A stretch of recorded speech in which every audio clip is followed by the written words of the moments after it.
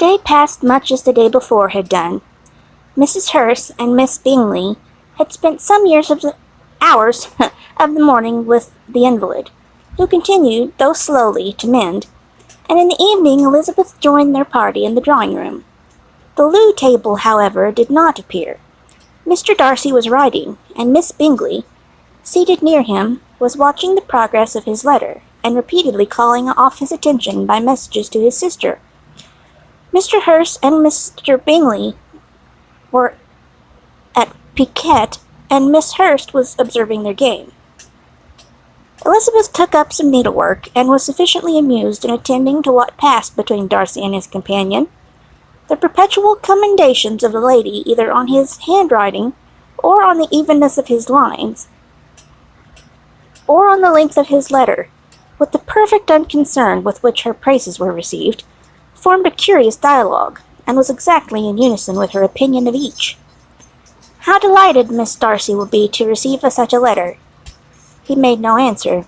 "You write uncommonly fast." "You are mistaken. I write rather slowly." "How many letters have you occasion to write in the course of a year? Letters of business, too. How odious I should think them." "It is fortunate, then, that they fall to my lot instead of yours." "Pray tell your sister that I long to see her." "I have already told her so once, by your desire." "I am afraid you do not like your pen. Let me mend it for you. I mend pens remarkably well." "Thank you, but I always mend my own." "How can you contrive to write so even?" He was silent. "Tell your sister I am delighted to hear of her improvement on the harp, and pray let her know that I am quite in raptures with her beautiful little design for a table, and I think it infinitely superior to Miss Grantley's." Where's the volume? There it is. "Will you give me leave to defer your raptures till I write again? At present I have not room to do them justice." "Oh, it is of no consequence. I shall see her in January. But do you always write such charming long letters to her, Mr. Darcy?" "They are generally long, but whether always charming it is not for me to determine." "It is a rule with me that a person who can write a long letter with ease cannot write ill." "They will not do for compliment to Darcy, Caroline," cried her brother, "because he does not write with ease. He studies too much for words of 4 syllables. Do not you, Darcy? My style of writing is very different from yours." "Oh," cried Miss Bingley, "Charles writes in the most careless ways imaginable. He leaves out half his words and blots the rest. My ideas flow so rapidly that I have no time to express them, by which means my letters sometimes convey no ideas at all to my correspondents." "Your humility, Mr. Bingley," said Elizabeth, "must disarm reproof." "Nothing is more deceitful," said Darcy, "than the appearance of humility. It is often only carelessness of opinion, and sometimes an indirect boast." "And which of the two do you call my little recent piece of modesty?"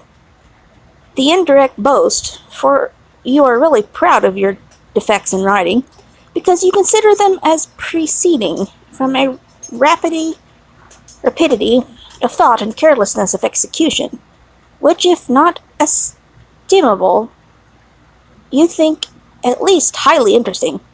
The power of doing anything with quickness is always much prized by the possessor, and often without any attention to the imperfection of the performance. When you told Mrs. Bennet this morning that if you ever resolved on quitting Netherfield, you should be gone in 5 minutes, you meant it to be sort of a panegyric of compliment to yourself. And yet what is there so laudable in a precipitance which must leave very necessary business undone, and can be of no real advantage to yourself or anyone else?" "Nay," cried Bingley, "this is too much. To remember at night all the foolish things that were said in the morning, and yet, upon my honour, I believe what I said of myself to be true, and I believe it at this moment. At least, therefore, I did not assume the character of needless precipitance, merely to shew off before the ladies." "I dare say you believed it, but I am by no means convinced that you would be gone with such celerity. Your conduct would be quite as dependent on chance as that of any man I know. And if, as you were mounting your horse, a friend were to say, 'Bingley, you had better stay till next week,' you would probably do it. You would probably not go, and at another word might stay a month." "You have only proved by this," cried Elizabeth, "that Mr. Bingley did not do justice to his own disposition. You had shown him off now much more than he did himself." "I am exceedingly gratified," said Bingley, "by your converting what my friend says into a compliment on the sweetness of my temper, but I am afraid you are giving it turn which that gentleman did by no means intend, for he would certainly think better of me, if under such circumstance I were to give a flat denial, and ride off as fast as I could. Would Mr. Darcy, then, consider the rashness of your original intention as atoned for by your obstinacy in adhering to it? Upon my word, I cannot exactly explain the matter. Darcy must speak for himself.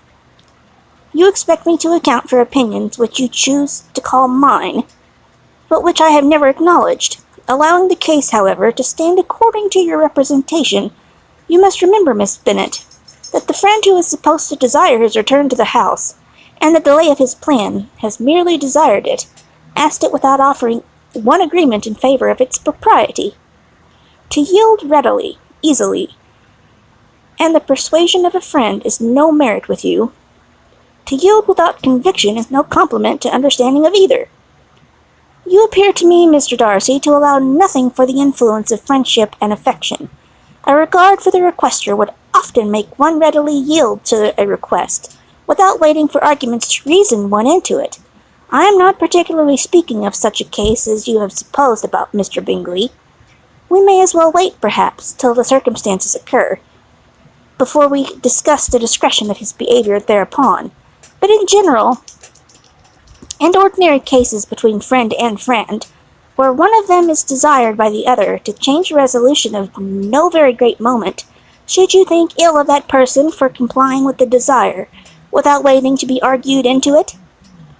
Would not be advisable, before we proceed on this subject, to arrange with rather more precision the degree of importance which is to appertain to this request, as well as the desire of intimacy subsisting between the parties? By all means, cried Bingley, let us hear all the particulars, not forgetting their comparative height and size, for that will have more weight in the argument, Miss Bennet, than you may be aware of. I assure you that if Darcy was not such a great tall fellow, in comparison with myself, I should not pay him half so much deference.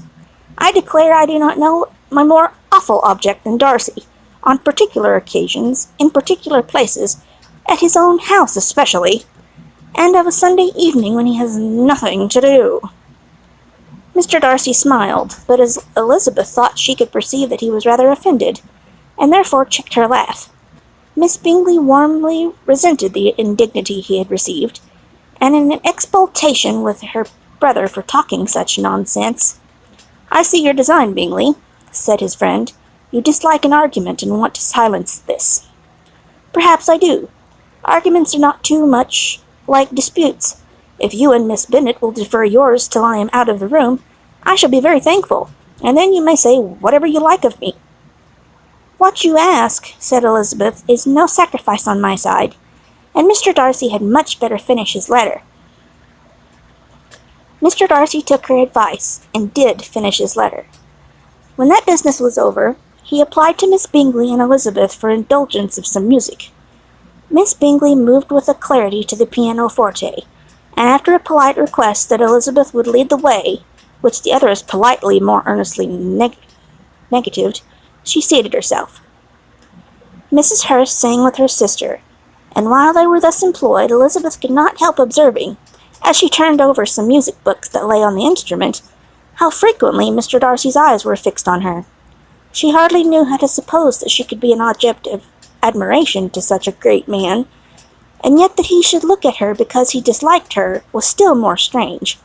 She could only imagine, however, at last, that she drew his notice because there was a something about her more wrong and reprehensible, according to his ideas of right, than any other person present.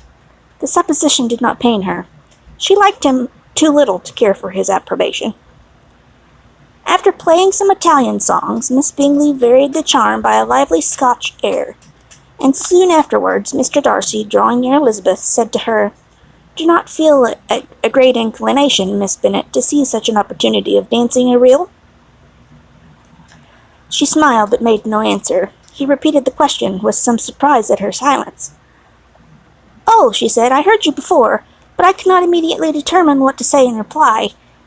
You wanted me, I know, to say yes, that you might have the pleasure of despising my taste, but I always delight in overthrowing those kind of schemes, and cheating a person of their premeditated contempt. I have therefore made up my mind to tell you that I do not want to dance a reel at all, and now despise me if you dare." "Indeed, I do not dare." Elizabeth, having rather expected to affront him, was amazed at his gallantry, but there was a mix of sweetness and archness in her manner, which made it difficult for her to affront anybody, and Darcy had never been so bewitched by any woman as he was with her. He really believed that were it not for the inferiority of her connections, he should be in some danger. Miss Bingley saw or suspected enough to be jealous, and her great anxiety for the recovery of her dear friend Jane received some assistance from her desire of getting rid of Elizabeth. She often tried to provoke Darcy into disliking her guest by talking of their supposed marriage and planning his happiness in such an alliance. "I hope," said she, as they were walking together in the shrubbery the next day, "you will give your mother-in-law a few hints, when this desirable event takes place, as to the advantage of holding her tongue, and if you can compass it, do cure the younger girls of running after the officers. And if I may mention so delicate a subject, endeavour to check that little something, bordering on conceit and impertinence, which your lady possesses. Have you anything else to propose for my domestic felicity?" "Oh, yes. Do not let the portraits of your uncle and Aunt Phillips be placed in the gallery at Pemberley. Put them next to your great-uncle the judge. They are in the same profession, you know, only in different lines. As for your Elizabeth's picture, you must not attempt to have it taken, for what painter could do justice to those beautiful eyes? It would not be easy indeed to catch their expression, but their colour and shape and the eyelashes, so remarkably fine, might be copied." At that moment they were met from another walk by Miss Hurst and Elizabeth herself. "I did not know that you intended to walk," said Miss Bingley, in some confusion, lest they had been overheard. You used us abominably ill," answered Mrs. Hurst, "in running away without telling us that you were coming out." Then, taking the disengaged arm of Mr. Darcy, she left Elizabeth to walk by herself.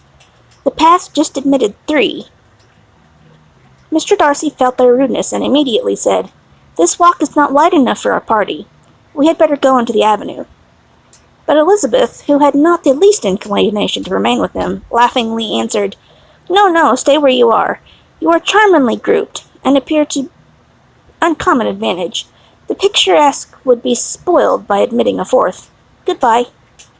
She then ran gaily off, rejoicing as she rambled about, in the hope of being at home again in a day or two.